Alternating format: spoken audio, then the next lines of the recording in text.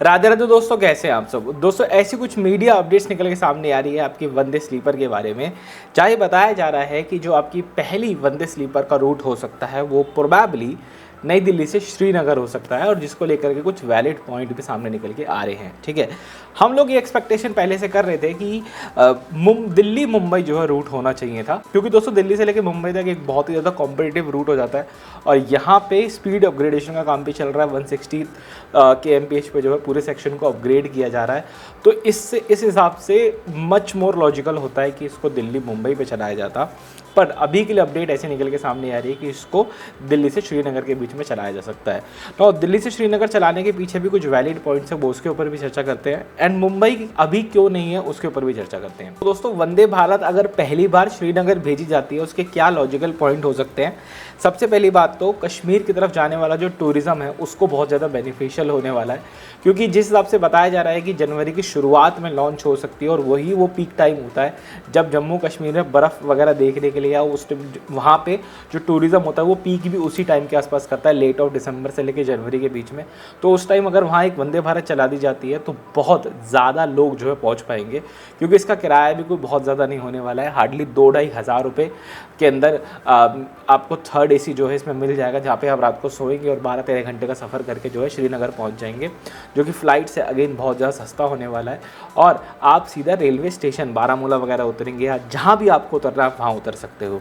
दूसरी चीज़ दोस्तों, कटरा के आगे जो सेक्शन बनाया जा रहा है, जो हम लोग वीडियोज़ वगैरह में देख रहे हैं, जहाँ पे आपका चेनाब ब्रिज वगैरह भी है, वो सेक्शन लॉन्ग हॉल ट्रेन्स के लिए नहीं बनाया गया है। मतलब वो पूरा जो सेक्शन है ना, वो 24 कोच वाली जो गाड़ियाँ चलती हैं हमारी, उनको नहीं संभाल सकता, वो संभालने के लिए वो नहीं बनाया गया है। चल सकती है 24 कोच वाली गाड़ियाँ, बट रोकना बड़ा मुश्किल हो जाएगा, क्योंकि प्लेटफॉर्म लेंथ उतनी बहुत सारे स्टेशन पे नहीं है। ऐसे में 16 कोच की गाड़ी बड़े ही आराम से जा सकती है, और हमारी जो वंदे स्लीपर है वो इस क्राइटेरिया को कहीं ना कहीं फुलफिल करती है। और दोस्तों कटरा के आगे वाला जो सेक्शन आता है आपका श्रीनगर तक का, वहाँ पे आ जाती है एक्सट्रीम वेदर कंडीशंस, जिसके कारण से वहाँ पे जो ट्रेन है वो स्पेशली डिज़ाइंड भी होनी चाहिए, जो कि हैवी बर्फ़बारी वगैरह के अंदर भी जो है चल सके, लोगों को ठंड वगैरह अंदर ना लगे। मतलब हीटिंग अरेंजमेंट्स ट्रेन के अंदर जो है बहुत ज़्यादा अच्छे रूप के यहाँ पे जो है होने चाहिए।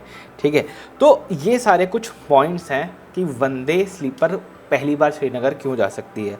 नौ मुंबई क्यों नहीं जा सकती, या अभी मुंबई को अगर रेलवे डिले भी कर रहा है तो क्या रीज़न हो सकता है। देखो, फर्स्ट ऑफ ऑल रेलवेज़ ने बताया कि हम अराउंड जनवरी में प्लान कर रहे हैं पहली वंदे भारत को उधर भेजने का, क्योंकि जो दिल्ली मुंबई का रूट है वो उस पर 160 kmph अपग्रेडेशन का काम तो चल रहा है, लेकिन वो काम अभी तक फुलफिल पूरा नहीं हुआ। मतलब कोई ऑफिशियल कन्फर्मेशन नहीं आया कि ये काम पूरा हो चुका है, पूरा हो रहा है, ये जो है बताया जा रहा है। तो जब तक वो रूट 160 कम्प्लीटली नहीं हो जाता, तब तक वहाँ पे वंदे स्लीपर डालने का कोई मतलब बनता नहीं।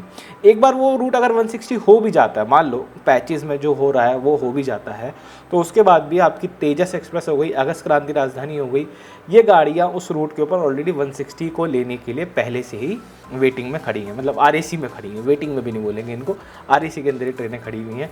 वंदे स्लीपर का नंबर जो बाद में लगेगा, लेकिन वंदे स्लीपर के बड़े प्लान हो सकते हैं रेलवे को लेकर के। वो क्या हो सकते हैं, देखो जो तेजस वाली गाड़ियाँ हैं आपकी, उनकी ना जो MPS है वो 160 का ही है, वो 160 पे ही चल सकती हैं। लेकिन जो आपकी वंदे स्लीपर है, कल को जब ये रूट और अच्छे से पैचिंग में ही चाहे हो, लेकिन 160 वाला अपग्रेड पूरा होगा, तो आपको पता है कि दिल्ली मुंबई वाले सेक्शन में कई सारा जो सेक्शन है वो 180 के लिए भी अप्रूव्ड है।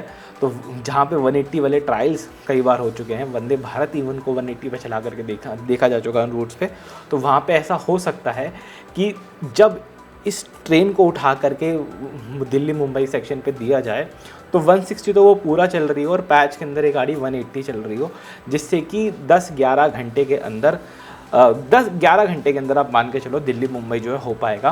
क्योंकि दिल्ली मुंबई सेक्शन जो है ना बहुत ज़्यादा कॉम्पिटिटिव सेक्शन है दोस्तों। ठीक है, वहाँ पे लड़ाई करना इजी नहीं है। आप मेरे माने तो आप में से जो लोग फ़्लाइट से ट्रैवल करते होंगे, एक बार दिल्ली मुंबई की फ़्लाइट्स ज़रा देखना कितनी ज़्यादा जो है पैक जो है चलती हैं, क्योंकि इस सेक्शन पर ट्रैवल करने वाले आदमी की जो टाइम वैल्यू ऑफ मनी है वो बहुत बड़ी है। ठीक है, उसके लिए पैसे की वैल्यू थोड़ी कम है टाइम के कंपेरिजन में, वो ज़्यादा पैसा पे कर देगा, लेकिन उसे कम समय में पहुंचना है।